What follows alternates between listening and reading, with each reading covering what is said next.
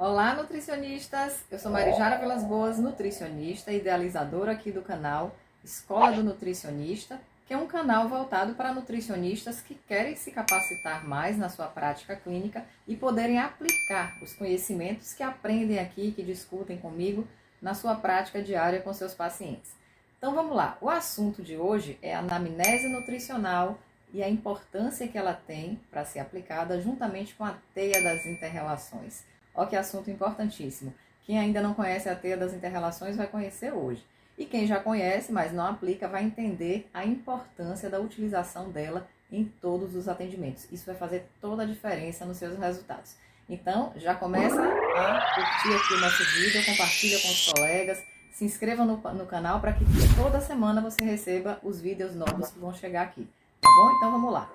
Todo mundo sabe a importância da aplicação de uma anamnese completa nos atendimentos. Quanto mais tempo a gente demora preenchendo essa anamnese nutricional no primeiro dia de atendimento, melhor, porque isso vai garantir para a gente uma quantidade maior de informações mais detalhadas, e esses detalhes vão fazer a diferença na hora de você construir o mapa mental, construir o seu raciocínio clínico e, consequentemente, montar um plano alimentar que seja realmente personalizado para o seu paciente, atentando para todos os detalhes que você coletou durante a anamnese.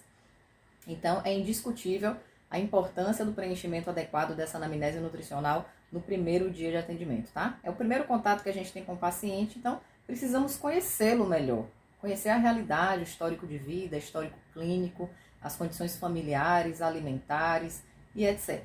Mas onde é que entra aí essa teia das interrelações? A teia das interrelações nada mais é do que uma estrutura, um esquema, que é muito utilizado dentro da nutrição funcional.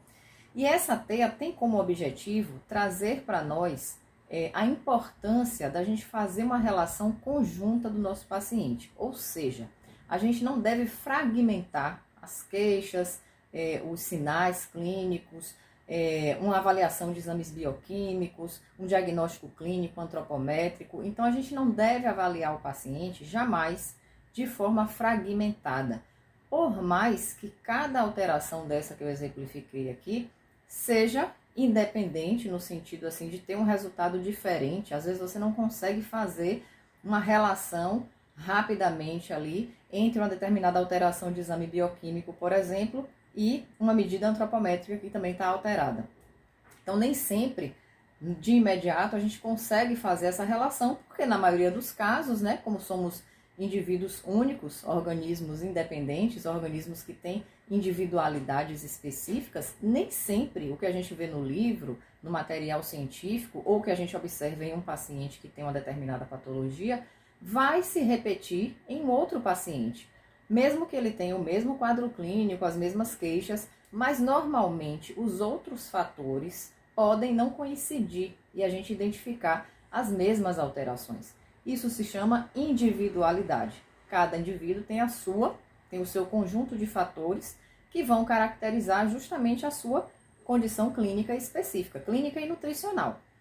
Então aí é que entra a importância da utilização da teia das interrelações juntamente com a aplicação de uma anamnese completa no primeiro dia de atendimento, porque a gente vai identificar dentro da estrutura da teia, que ela já traz características específicas de situações relacionadas ao organismo do indivíduo, os sistemas, e a gente vai fazer um preenchimento o mais detalhado possível das alterações que esse indivíduo apresenta em cada sistema desse. Então eu vou atentar, por exemplo, para o sistema musculoesquelético, o sistema digestivo, as condições emocionais, né, psicológicas desse paciente, outras alterações, por exemplo, de imunidade, se é um paciente que tem uma imunidade mais frágil, se é uma pessoa que tem processos infecciosos com muita frequência, enfim. Então, para cada sistema desse, eu vou identificar especificamente as alterações que o meu paciente relatou nesse primeiro dia de atendimento.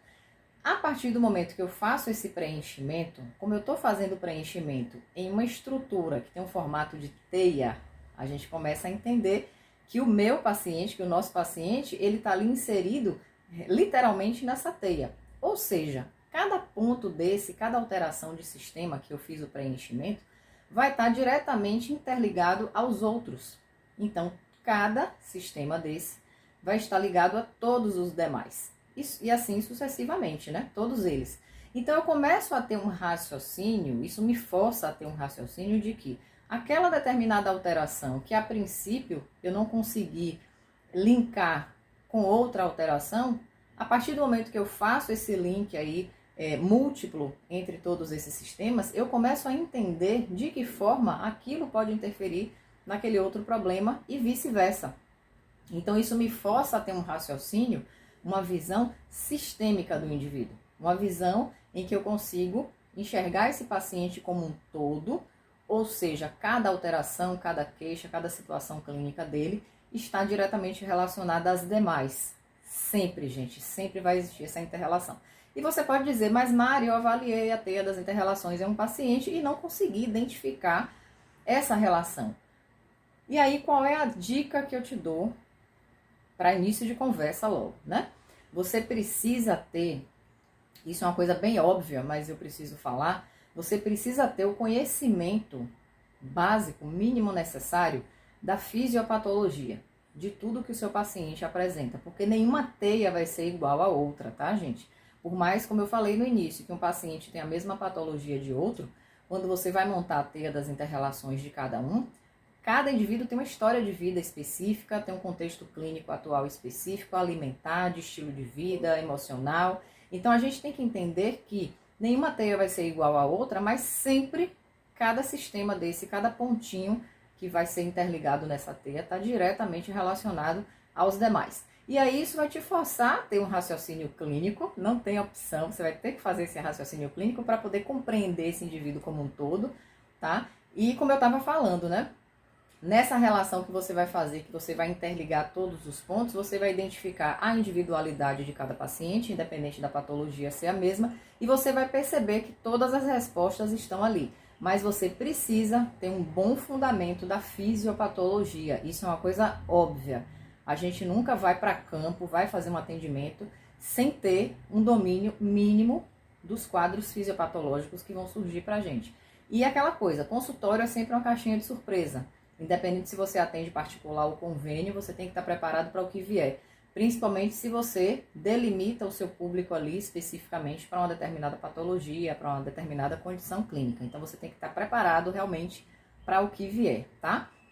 Então, ponto básico, se você tem esse domínio mínimo da fisiopatologia e da dietoterapia, você vai conseguir sim entender os links que estão acontecendo ali naquela teia das inter-relações específicas que você está avaliando do seu paciente e, consequentemente, a riqueza de detalhes que você vai obter disso vai te ajudar demais a fazer um raciocínio clínico adequado, a poder montar um planejamento alimentar que realmente seja personalizado para aquela situação. E outra coisa bem interessante, você pode fazer a teia das inter-relações não só na primeira consulta, mas em todas as consultas consecutivas, porque você vai conseguir enxergar que muitos problemas, muitas queixas, muitas alterações que esse paciente apresentava lá na primeira teia que foi preenchida, na medida em que ele vai aderindo ao planejamento nutricional, na medida em que você vai traçando uma prescrição nutricional mais personalizada para ele, ele vai começando a melhorar dessas queixas, dessas alterações.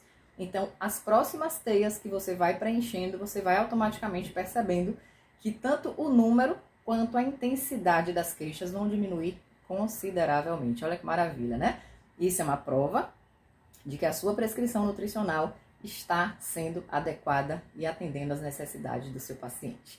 Espero que você tenha gostado do conteúdo do vídeo de hoje. Curte, compartilha com os colegas. Deixe seu comentário, sua dúvida, sua sugestão de quais temas dentro da nutrição clínica você quer que eu traga aqui. Se inscreva no canal para que você possa receber toda semana esses conteúdos importantes para te ajudarem na prática clínica.